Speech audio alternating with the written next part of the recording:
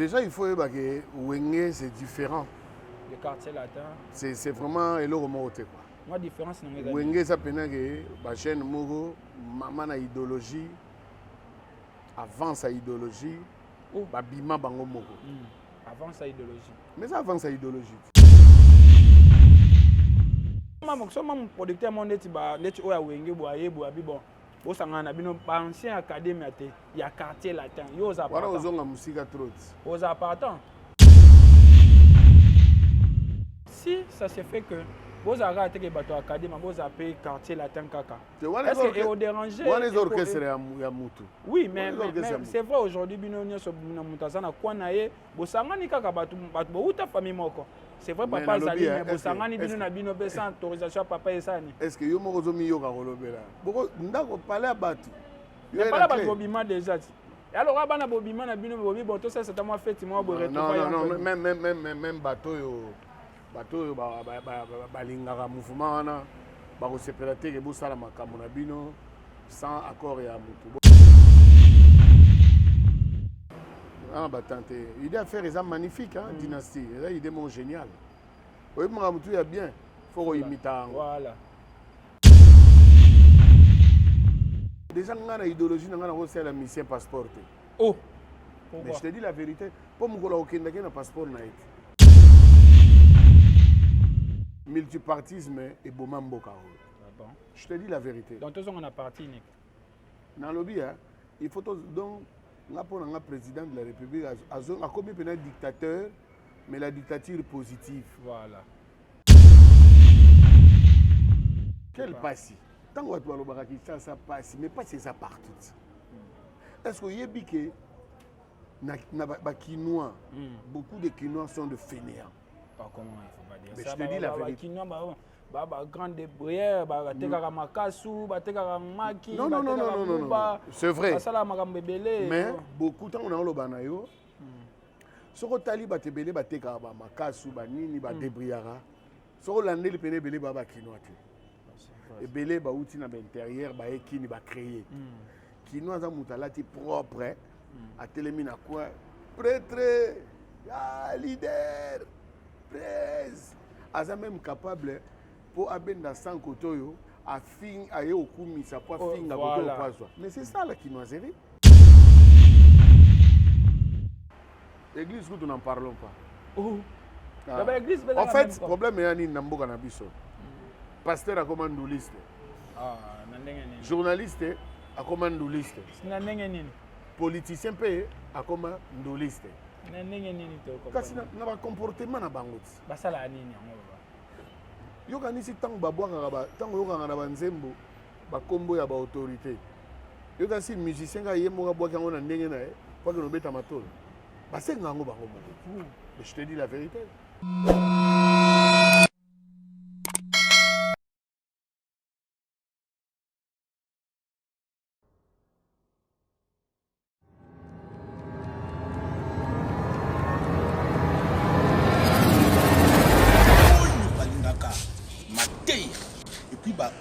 balingaka ba conseil s'abonner na pété s'abonner na yo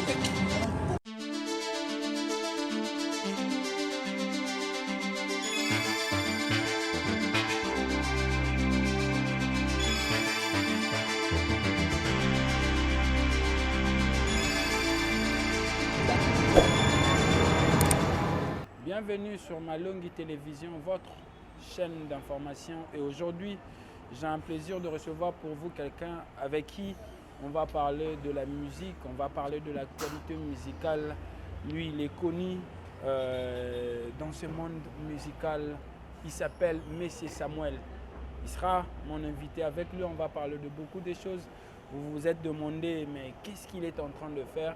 Et il va répondre à toutes vos questions. On va parler aussi de notre pays parce que vous savez, c'est un artiste qui est instruit, qui a des idées, qui peut bien donner pour la bonne marche de notre pays. On va parler de beaucoup de choses. Restez branchés. Moi, c'est Landry Bat.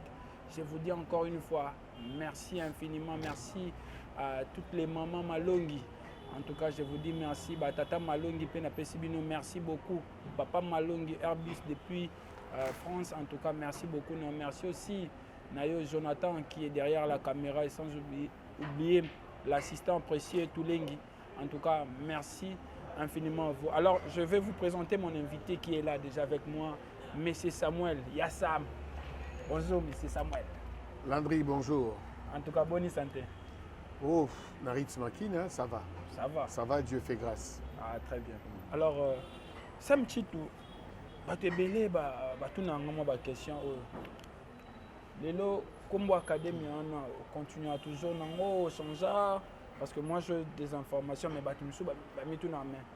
C'est vrai, avec ta musique, mais avec ta comboni, comme appelle un style, les locaux Sam, et c'est tout. Non, mais Académie déjà, c'était il y a 7 personnes. C'est-à-dire notre frère qui est parti, qui nous a quittés, les Boukabouya, Somonodolce Parabolique, Mboshi Lipasa, Jeko Bouron Pela, Modogwa Barambwa, Patibas et Sam Chintu. Voilà. Mais les lots, pour apporter comme on est bien, il faut tous aller ensemble. Voilà. Non, mais je fais un effort d'installer mon nom. D'installer mon nom quand je joue dans un concert, on a Betara, Sam Chintu en concert. On a un rythme qui est là. Et comment un tel en concert, non, exactement que Rolanda rythme qui est le mais c'est un groupe. On a pris évolution sur un esprit à groupe. Pourquoi? Parce que dans la salle 4 et 5 voyages en Angola, Jidoka Loya Lubayebi, Xavier Lopez, Papi Flash, Gelo Ringila, Tunangé Belé le petit 100 ans, mais pourquoi? Mais parce que je suis un artiste. C'est-à-dire, pour que nous remettons ta musique, nous avons ma groupe, c'est-à-dire dans Okende, dans un son, déjà avant Naya, nous avons déjà contacté un producteur. C'est dans la sélection, on a besoin de Moutou Boye. Tant on a au coma, dans toute équipe, nous avons au moins 1 ou 2 semaines de répétition. Après, on a un concert. C'est ça un artiste. Nous avons un artiste pour nous mettre en doulé. Il faut que les musiciens accompagnent. Non. Mais vous ne pensez pas que... au Canada, il y a Junior Kimpioka, Cédric Sinda. C'est comme ça que j'ai évolué. Trésor Kissi, ça. Patrick Mbobemel. Même quand je vais là-bas, c'est comme ça. Mais nous, si on est là aujourd'hui, c'est parce que Sam Chitu, Balamba qui est, Tchaki, moi, Nini, le P, Okomayo. Mais pourquoi aujourd'hui, moi, il y a réticence, il y a nini, ou il y a ça qui est bon, il y a aucun rayon, moi, sans artiste. Non, ils n'ont même pas bon. C'est-à-dire, tu sais, l'époque où on a vu TV Zaïm Moko. TV Zaïm Moko, radio Zaïm Moko. Ce qui jour où on a, on a parmi bateaux, on a TV. Mais ça fait titre. Ah, TV. Oui, il y a des gens qui ont TV. Ceux qui parmi les musiciens, on a la TV. On a TV pour un clip, pour un clip. Mais c'est ça fait. Mais les jeunes qui ont la TV comment est belé. Voilà, Internet. Tu leur dis, petit nanga, il faut bomber ça là. C'est vrai, aujourd'hui nous le belaguna parce qu'il mange à Sam Chintu. Mais en même temps, tu es un bon chanteur. Tant tu parles bien, tu vas découvrir. Et puis surtout, les autres, comment on a monde des réseaux sociaux. Vraiment. Ça dit, si on fouille dans les réseaux sociaux, on a des missions dans le monde. Vraiment. C'est la mission. Oh, mais dans la voie, c'est la moitié. Mais c'est vraiment des bons musiciens, accompagnant Ngai Kitoko. Non, mais on voyagé. Non, mais on a voyagé en Abango. On a Matadi, on a Mwanda, on a Chikapa, on a Mbujimai. On va à national. Non, ils n'ont même pas bon. Déjà, on a l'idéologie, on a aussi la mission passeport. Oh! Mais je te dis la vérité, pour moi, il y a un passeport. Donc, il y a un passeport. Il va salir là quoi? Tu es dans ça. Oh! Je te dis la vérité. Mais c'est ça, la vérité, mais c'est là passeport dans le quartier latin. Donc, il y a un passeport, on ne peut pas.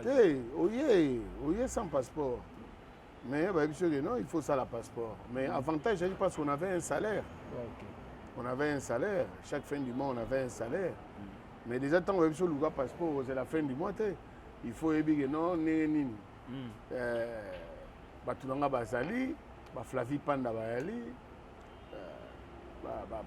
Christian Londolé Bazali, Encore mécanisme, c'est belé. Vraiment. Alors, parlons un peu de vous. Qu'est-ce que vous êtes en train de préparer maintenant? Mais ces derniers temps, vous préparez nini, nous avons déjà dans le studio, nous avons ici 3 titres. Tous les gars, nous avons papier ça pour chef de ville. Tout ce que nous tirons déjà. Et les gars, moi mix, na retouche à Mickey. Mais bientôt là, nous allons dans le marché. Hein. Voilà. Alors, 4 titres. Hein. Voilà. Ça juste 4 titres. Donc, on a mis ça dans 2. On a payé en autant. Après, on a boire à sous 2. Mais je suis à Kin pour bosser. Voilà. L'année où tu es cas. Il y a un numéro magnifique pour nous. C'est-à-dire, je fais beaucoup de choses. Je voyage. C'est-à-dire, tout le week-end, banderole à Samtude de ça dans la capitale. En tout cas. Et puis, dernier voyage, tu as eu un bourreau, tu as eu Angola. Et non. Tu as eu Afrique du Sud. Tu as eu Afrique du Sud. Tu as eu Johannesburg, Durban, Captain Park. On a profité que tu as fait ça, tu as Pichu Kiri, Richard Chite, Abraham, on a fait sur Mbote, Place aux Allées, Ige Moubiala, Bangando, tu as basé Belé Kunana, Trésor Mouchi, Maître Ninja Force, Willy Kassa. Vraiment, voyage Mogo Kitoko. Et tu as encadré, bien sécurisé, bien entretenu par le docteur Gibou. Très bien. Gingombe. Alors, Otangi Bourreau, lelo, on a une question, on a une émission, mais lelo, on a une version. Les anciens de quartier latin, aujourd'hui, c'est vrai, on a un combo. Non, vous avez un moment, on a Bodomati, un moment Bokiti, un moment Limoué complètement. À un moment donné, qu'est-ce qui se passe? Le quartier latin ou les anciens de quartier latin, moi, stabilité, moi, parce qu'il y a un succès, il y a une visibilité tout le temps dans la scène musicale. En tout cas, je suis dans la saison. Oui, mais il y a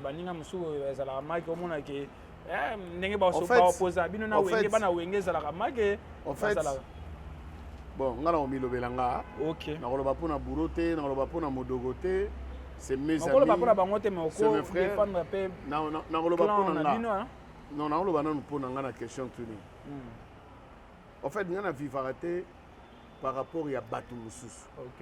Et puis, c'est un conseil, on a fait ça même. Tant que vous avez un bateau, ok. Il faut ça la vie na yo. Pour ça la vie noté par rapport à Batou Moussous. Na ba domaine nyoso. Voilà. Na ba domaine nyonso batebele to mona na maboma na nzela awa ye moka yebi pourquoi komi liboma peut-être pour la ndagi master wana pour master wana koma na balaro so loko yeba ya komi na lar l'essentiel est que tu existes, tu fais de ton mieux de persister. Moi il n'est ngali boy ngali pour tout le monde. Voilà. Alors, on a consacré vie dans l'Haïti. C'est vrai, les gens qui nous regardent, ils ont leur opinion. Ils ont leur opinion dans Bango. Ils ont leur opinion dans la Makam. Et ça, le roi, il va la dame et bêta. Bah, on a bien. Bah, on a bien. Ah, mon amour. Mais on a bêta, on a bêta na calcul. Voilà. On a roulé ça 4, 5, 6 bana, mais on a roulé à 8 malamo. Donc, c'est un peu ça, quoi. Donc, chacun de nous, asala makamna ye ba mista bana poto ba bamboshi ba betaka tous les week-ends ba fonctionnera modogo na uso mona affiche na bango na soleil na Ronson na saluer bango Guy Van Brano de Bodina ba auto sala dio mo magnifique mikolo nzembo mo ba embeli mutu na biso Celio belle chanson pas évoluer il peut boto mbanze moment et aussi molo. Ah, tu vois, on a fait promo Mikolo Univers d'amour. Univers d'amour. C'est-à-dire Eric Touti, voilà. Montana Kamenga, sommet des sommets. Et Ngai, normalement, il y a un Nzembo ya Simolo. Voilà, oui. Mais le roi, tu participes à Nzembo. Tu participes à un clip. Okay. On participe aussi avec à la promotion. D'accord. Alors, parlons de ça, tu as comment moi place en Batubalinga. est-ce que de l'autre monde, c'est vrai que wenge peut-être dérangé, mais c'est un exemple qui est récent. De l'autre monde, wenge fait rigolo à initiative il y a Dynasty. Le producteur Amadou a une initiative, il y a les anciens de Wenge Musique à 4x4 et les quartiers latins. Est-ce que vous pensez, Sam, tu te temps que vous appelez les lots, vous avez cadre parmi les bateaux, Basala Makambo, bien dans quartier latin. Est-ce que vous avez l'idée où vous pouvez aussi imiter les autres, que tout le monde appelle que les anciens de quartier latin, Basali, album, petit concert, est-ce que vous avez cette idée-là? Déjà, il faut dire que Wenge, c'est différent. Le quartier latin. C'est vraiment le remonté. Moi, différence, c'est que Wenge, ça peut dire que la chaîne Mogo, maman a idéologie, avant sa idéologie, Bima Bango Mogo. Avant sa idéologie. Mais ça avant sa idéologie. Ça veut dire quoi? Mais tant que vous savez quoi, Bima, il savait quoi qu'il avant sa idéologie. Vieux Bokoul, vieux président Jossard, vieux Lai. Babetaka na borke sabatuta babima bango moko Zaïko pour Zaïko mutu biso tout ba descendant Zaïko. Bon. Mais bien sûr Zaïko c'est Papa Wemba, président Jossard, Végina, Vielai, Papa Wemba sali Viva la Musica, Viva la Musica King Kestere Menea, Wenge Musica, kasi biso tout ba descendant ba musica. Na ba quartier la tête. Biso do flash musica. Kasi descendants wana nyonso yango wana ti siko Wenge pe babima bango moko. OK. Babima bango moko et parmi eux il y a beaucoup autres tangi na bango ba mista. OK, banane par exemple JB Papa Chéri to tangi na ye c'est un ami et puis Badolphe ça pena ba mista. C'est pour Wenge za ko mouvement na biso to yaka. Voilà. OK. Weekend so bana ndule na Olympia na Bandal to yaka. D'accord. Parce que la génération de biso na bango pena mutu ayi pena ke mankam. Voilà. Donc c'est différent. Donc on a des orchestres na bango. Mais biso ces orchestres à mutu. Ça aurait été mieux tout nanga est-ce que academia beaucoup quitté ko sangana lisusu bien que un de notre asa susté les bouts. Mais parti basa ali. Est-ce que vous pensez que sangana il y a académie makambo ezoya. Makambo ezoya. Mais vous voyez pas que... Oui, il faut imiter Makambo bien. Moi, Makambo bien, il faut imiter. Très bien. Alors, si ça se fait que vous avez arrêté les bateaux académiques, vous avez payé quartier latin caca. Est-ce que vous dérangez? Vous les orchestres à Moutou. Oui, mais c'est vrai aujourd'hui, Binonia sur Moutazana, Kwanaye, Bosangani Kaka Batu, Batu, famille Moko. C'est vrai, papa Zali, mais Bosangani Bino Bino sans autorisation, papa et Sani. Est-ce que Yomo Rozomi Yoga Rolobela? Beaucoup d'entre parler à Batu. Il n'y a pas de bobima déjà. Et alors, il y a un bobima, il y a un bobima, bon, tout ça, c'est tellement fait, moi, non, même bateau, balingara mouvement, bako séparé que bosala makambo na bino sans accord ya mutu. Bon, de toutes les façons. Mais bon, ça ngani yona Montana bobeta. Non, wana ezali nzembo ya Simolo Katonzi. Ça dit Simolo sali nzembo na ya partir à poto parce que Simolo fait c'est pena master. Nga pena mikili. Si on a un contrat dans une période, si on a un check, c'est bon. Viens dans quand même à Doka, tu fonctionnes, tu bêtis moi Bandoule, Blaise Moussika, Jimmy Nambonda, tu fonctionnes, tu bêtis moi Bandoule. Donc si on a un mista, chaque façon on a kin to zaranaï. Et tombé à Pékin, Ngana Yembi, Montana Yembi, Eric Toutia Yembi, et ça projet à Simon.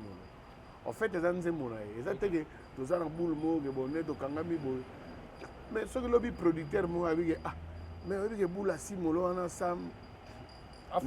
Ne boza que Simolo Eric Touti Montana. Obi que na roza bino pe na tourner. Akolo ba pena fongola ngope. Ko taper batu mususu ba. Et business, musique ya business. Na soma producteur mon neti ba neti oya wenge bo ayebo abi bon. Vous avez un ancien académie, il y a quartier latin. Vous avez un musique trop. Vous avez pas Quoi il y a quoi là? Musique est showbiz, c'est business. Mais de yo mo rien. Oh, on a envie de business, il y a des gars morts. Il y a une vidéo mo boy que peut ça ba ninga idée bon tout ça la mo lo mo. De faire ninga ça là. Non, pas biso déjà makamona to meka ngo moi trop ah bah tante idée à faire est magnifique hein dynastie là idée mon génial oui makamou tout ya bien faut imiter voilà alors très bien voilà cher abonné wenge musique à 4x4 ba betaki ndombolo bolandi to imiter mais qu'est-ce qui se fait que aujourd'hui babilo connaît ça la masouté que mutumwa babwaki crime ya bien et les autres aussi peuvent suivre mais les ça la masou non mais parce que excusez-moi Landry dans le monde na bino ba journaliste internet boye na bokabwana makasi non yo ça na TV na internet bino bokaboli batu danger comment ça bokaboli batu parce qu'il y a des gens oyo ba se focaliser que bango ata mutu asalelo ka bien bango bazaka pona ofinga pona redétruire. Vous pensez que ce sont les chroniqueurs, c'est pas le musicien? Non, mais quelque part, les chroniqueurs, ils ont sur Internet, ils n'ont pas la responsabilité. Parce que l'Internet, ils ont un libertinage moro, propos, désolé. Tout d'abord, c'est le Congo qui gagne. Liberté, mais libertinage. Mais libertinage, je crois parce que liberté, ça n'a pas de limite. Liberté, ça n'a pas de limite. C'est-à-dire, libertinage, que Oyo, Mutusoki, Azoloba, ayebi même pas limite. Voilà. Ayebi te garo choqué bat. Mais oyebi batu ba se comportera bongo, tu le payes un jour. Tu le payes. Ba porte-parole ba groupe X Y au monde na réseaux sociaux, ndenge ba déchinaka. Oh. Pensez que so monique musique ya mutu wana na linga ngote. Zappé. Oza libre. Oza libre. Zappé. Ce que sur la musique à Moutouan, il faut finir. Mais pourquoi les autres le font ou bien pourquoi bateau bazalaka derrière journaliste na pour nous influencer bon qu'est-ce qui gagne? Ah ngana oyeba ndenge nini pour ngana na kati ya yo na sala ngote ya ndenge nini que mutu mo attaquer bateau. Moi je peux pas. Je ne me vois pas dans ça par rapport à mon éducation tout d'abord. Il bénéficie aussi de quelque chose. Par rapport à l'éducation, par rapport à mes parents, par rapport à mes amis, par rapport à mes enfants, j'ai 4 petits-fils. J'ai 4 petits-fils. Dans Coco déjà. Quand tu fais Simaro et Magelenga Mokili, Yoko Mamokolo, aussi Marabakoko. Voilà. Parce qu'on a déjà mis Marabakoko, on a Sim Marabango, l'air mon akena na bango pe na moi McDonald's, na beti na bango pe moi tour. Quand c'est lenga mokili angwana. Voilà. Parce que ba pechango déjà ba okola ba kenara déjà chiki. Il y aura grand-père na bango, ba propos atenara. C'est bien pour les autres, mais ba petit wana nenga ba tinda bango ko manquer ba to ba respect internet. Mais ils vont payer ça, parce que gâcher à venir na bango. Et logo nyos aussi là ka. Influence ou on a média. Je sais pas bon. Voilà. Très bien, je vois que vous êtes touché. Alors on va prendre un sujet, ça sera un peu hors musique. J'aimerais bien que Nazo Avinayo, tant qu'intellectuel et tant que Congolais aussi, cette affaire de Dubaï porte un peu de qui ont déjà. Qu'est-ce que vous êtes dit tant on a une image, on a tout yo qui les kambabon. Kasi vitesse te mutu pa linga za mutu ambongo mutu tu fuba mal solo mate za ba montage za mal mais ça ka ndenge yozo mona ndenge biso nzo do moni yango mais to na kina to na kin on voit le comportement des filles tout le monde a pu ba comportement ba garçon ko envier et daka ko envier mte ça la batu bon to passer quelque quel passer. Tant que tu as dit que ça passe, mais pas c'est ça partout. Est-ce que vous avez que les Quinois, beaucoup de Quinois sont de fainéants? Comment il faut pas dire mais ça? Je te dis la vérité. Quinois, grande bruyère, non. C'est vrai. Mais beaucoup de temps, on a le banayo. Si on a les belé, bateka makasu, banini, badebriara. Si on a les belé, belé, baba Quinois. Et belé ba outil na l'intérieur ba ekini ba créer kinoa za mutalati propre a télémina quoi prêtre leader presse aza même capable pour abenda sans kotoyo a fin aye okumisa pour finga koto poisson mais c'est ça la quinoiserie c'est ça La quinoiserie, ya mwana. On mena biso ni kamba. To vanda na kini. Passe ça partout. Yebisa ngai yo na tongo binyo ke wolukate. Osaka na katia prêtre, leader, Jika, tout ça banine. So muda pesio c'est pele soit pesioté au fingi. Alors toutes ces filles là au ba osala bongo. Ngaku na zolo ba pona ba fite. Donc to salika moi parenthèse ngolo bi moi analyse ka. Mais moi je connais les filles na Kenya wa. Bakenda pena Dubaï, Turquie, moni pena na ba marchandise. A osa pena cop. Parce que mutu musozo mona ke master na Dubaï a osa la cop. Bon monde pe mystique, monde yana ba ta mafia. Yana ba dealer. Somme, batandenge na ndenge. Yana ba trafiquant, yana ba ndoliste, yana ba politicien, yana ba pasteur. Ba chroniqueur ba journaliste. Yora choix na yo. Mutu sa moni ke Farate ya suka na Damas ezo pesa papio. Mais ça veut pas là, on va 50 000 kuna melai ça bon. Ah non, mais bato basi idée na. Et ça spirituel, et ça ni sabotage bato mbongo bazo sala. Tenga na roye bate. Ah mais c'est un peu de réfléchir. Mais tu sais, les arabes a folie de grandeur hein. Donc il n'y a rien de spiritualité là-dedans. En tout cas, Landry, monsieur le journaliste et Landry, je ne pense pas que idée. Mais aujourd'hui, l'image de Dubaï est ternie, on peut dire ça. Hein. Oh, bah tu vas qu'il y a un bango. Oui, mais Nabil Lelo, so mutumwa boy. Yo na Dubaï. Mais yo biso ki ka pena ba Kenya, même na Congo à côté, il y a na province moi zo sala mapé kuna makasi. Mais où va le monde? Alors parlons maintenant de D'accord. Parlons maintenant de notre pays. Quand vous voyez la situation actuelle, il y a beaucoup de cannabis au Lobani. Au moins, vers chaos ou bientôt vers développement. Je proche chef de l'État. On a sa idéologie comme un dictateur. Ah bon, pourquoi? Parce que politiciens congolais, peuple congolais, journalistes congolais, a prêté la démocratie. Mais je te dis la vérité. Déjà, ils définissent très mal la démocratie. C'est un peu de démocratie. La démocratie, formule à Lincoln. Vous avez Lincoln, non? Abraham Lincoln. Abraham Lincoln. Formule à Lincoln, c'est la voix de la majorité. Pouvoir au peuple et tout ça. Voilà. C'est pas mal. Mais ce n'est pas vraiment ça la démocratie. La démocratie, c'est là où règnent les droits. Voilà. Là où règnent les droits. C'est-à-dire, naza libre, dans la liberté, dans l'expression, il pose un journaliste, il est libre. Mais il y a des limites dans les soukia. Parce que il y a souki, il y a moninge bandi. C'est-à-dire, il y a des limites dans les soukia. Et quand on parle de l'état des droits, ce n'est pas IGF. Ce n'est pas quand on arrête les gens, c'est ça l'état des droits. Non.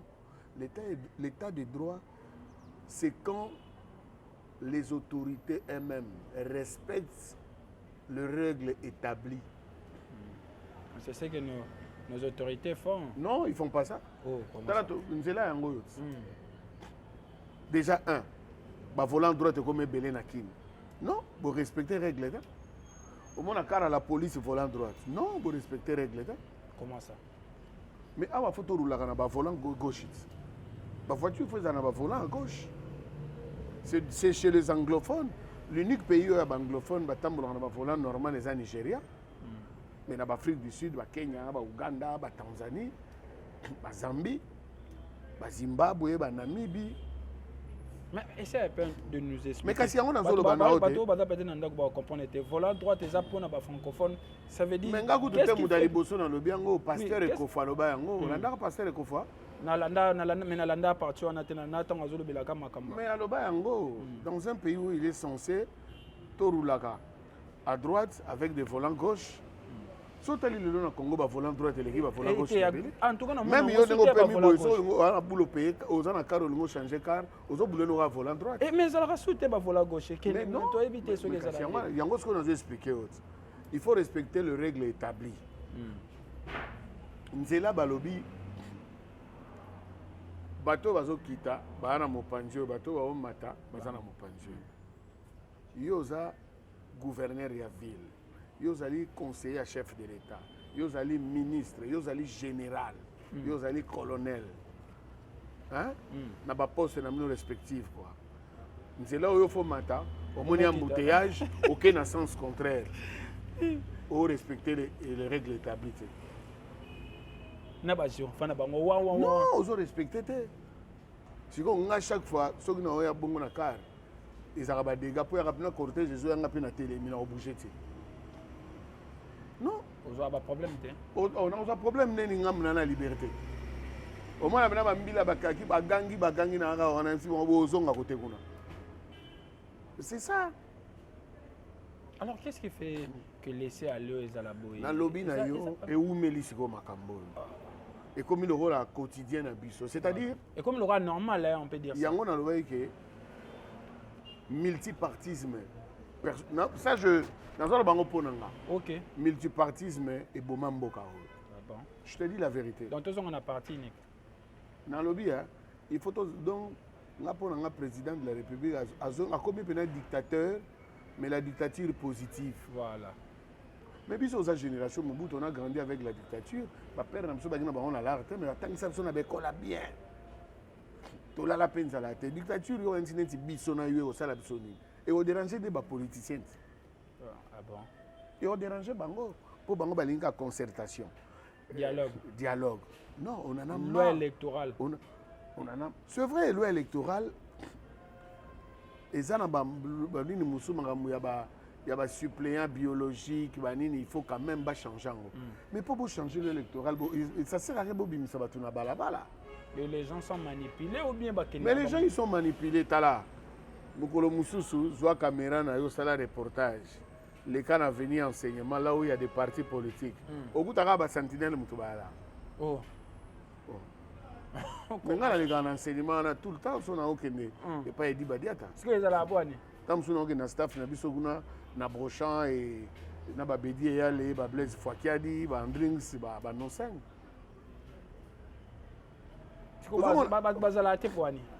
Mais parce que so mata 24. On dit so mata 24 IEC. Voilà. Et après peu crime non. Na koto parti politique mona wana na za olekana na mona photo ya Joseph Kabila ya Gaillard. Le loso lekiwana photo ya Fachi. Obinga mozo na bijo ya Timba. Donc abeta peuple matolo. Abeta peuple matolo. Oh, kadeni. Non, ça veut dire que ces gens déjà ngala benga ngo ba parti politique, ngala benga ngo ba mouvement politique. Ba beta ya ngona ba église. Église nous n'en parlons pas. Oh. En fait, le problème est ni namboka na biso. Pasteur a commandé liste.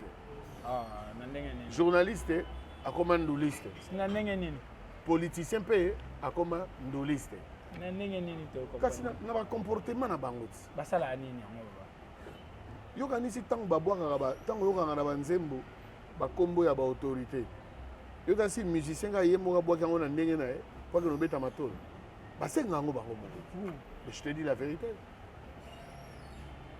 Oui, nous on a la chance. Bon, on a eu âge dans OTM. Je parle par rapport à moi. Moi, je suis de la génération. Je suis né Mobutu, il était déjà au pouvoir. Okay. Donc, je grandis avec le maréchal Mobutu. Na yebi quand même ba valeur. Où ils allaient à l'époque à Mobutu. Jamais eu autorité ba MB. So mon ministre. Au moins un chauffeur, garde du corps, il est mort na sima. On a concerté. Et puis, ma cortège, je suis venu à gyrophare, non. Et puis, bisomo, tu vas nous bomber na pillage. Oui, bien, et quoi ça pénal, à part peut-être mauvaise gestion, et là, quoi ça sous le bien deux pillages, voilà. Bate belé baganga wana bakenda ba pilla. Beaucoup d'entreprises vont piller, mais les lobos vont beaucoup koufi. Mais vous avez tué les pays, vous qui ont binom de piller. Alors très bien. Bon, alors voilà, c'était juste. Il y a un moment où les politiciens ont sauté. Pour maréchal Akenda, tout le monde a moussaï 3 ans. Il faut que le monde dirigeant. C'était vraiment bien. C'est une logique. Tout le monde peut Joseph Kabila. tomoni pe Fachaï, donc tomoni quand même 4 présidents. Donc tu as un avantage en ça là, analyse à bien. Voilà. Après indépendance, même quand tu regardes la télé au Congo, c'est fatigant. T'as là une émission politique. Il n'y a pas autre chose. Il n'y a pas autre chose. Oh. Voilà. En tout cas, nous sommes en train de citer. On me fait signe que Tokomo Manasuka. On est là avec Sam Chitou. Monsieur Samuel, je m'appelle. Balia Koba Balemana Posi. Che Guevara Mente. Balia Koba Balemana Posi. Naebisio. Un grand guerrier, c'est-à-dire grand mille à belle garnison de Mbanzangou. Oh. Naebisio le Gamasso. Voilà, nous sommes arrivés à la fin. Je profite de l'occasion pour dire aussi un grand merci. Naba maman Malongi Nyonso Balandi Biso, maman Walimbangi, maman ministre. Na PCP Sébastien Ilenda, papa na Priska Windows Aindo, l'espoir de la jeunesse, Sephora Bialusi, Carmelis Sacho, Sarah Kaninda, en tout cas, vous avez Lisa et Felo Bafossette, en tout cas, vous avez belé, vous avez vraiment belé. On est là avec Sam Chitou, à l'obé ou à Kokaï Koloba, mais c'est Samuel. Comme vraiment la souka, j'aimerais que vous placez un dernier mot, mais tout Kabwana Boité. Mais l'André, tout le monde mais c'est Samuel. Et c'est là qu'il y a une émission, le bébé t'a dit à profiter. Oui, après, et suis battu ma casse. Habite ce qu'on revenir sur un mot, s'excuser, tout ça qui canne, tout ça la vérité. L'André, là, il y a une polémique, c'est pardon. Tu vois, quand il s'est ramené, on a battu, je vais juste te dire maman Malongi. Pour la première fois dans l'émission, ouais. Malongi TV. Malongi TV. Maman Malongi, papa Malongi. J'étais ravi de passer dans cette émission de Landry. En tout cas, merci. Donc, vraiment, je vous salue. Tous les Malongiscans. Oh. Bana Malongi. Na pesi bino mbote mingi bana Malongi po biso pe lokola na catholicisme to sala pe Malongi. Voilà. Donc tu réfléchir ka sur mboka na biso mais musicalement tozali. Tozali parce que le 17 déjà, j'ai perdu un de mes meilleurs amis, un proche yanga mouvement à la personne de mon ami Dadou Vandon. Papa yoke ça to bengi papa yoke ça pas ki muté sengo. Do ya zakata muto beta bandu les ambiance les ngana oyembo mona yazo ça défilé de mode quand ça ki muta forme. Azalo baka yoji ne pardonne pas. Atiki biso. Donc Dieu seul sait. Les Anzela na biso on se merci. Donc quant à moi je suis au studio, j'ai déjà fini 3 chansons. Nous aussi Sanzemba Papi ça pour chef de ville. Donc yango ne peneza ba un message important. Ça fait beaucoup trop longtemps que je suis sous dans l'émission. Nicolas Opina, parce que bien que nous aussi ça Nzemba Papi Sapo, mais dans d'autres chansons déjà Takagi déjà ma clip. Voilà. Et puis après promotion. Takagi déjà ma clip. Donc nana ba projet nangé belé. Et puis je serai à Paris très bientôt. Très bien. Alors voilà. Merci beaucoup, M. Samuel, encore une fois. Merci aussi, Nabatonio Sobalandi Bisso. On se retrouve avec vous prochainement avec les mêmes plaisirs. C'était Landry Bat. À suivre.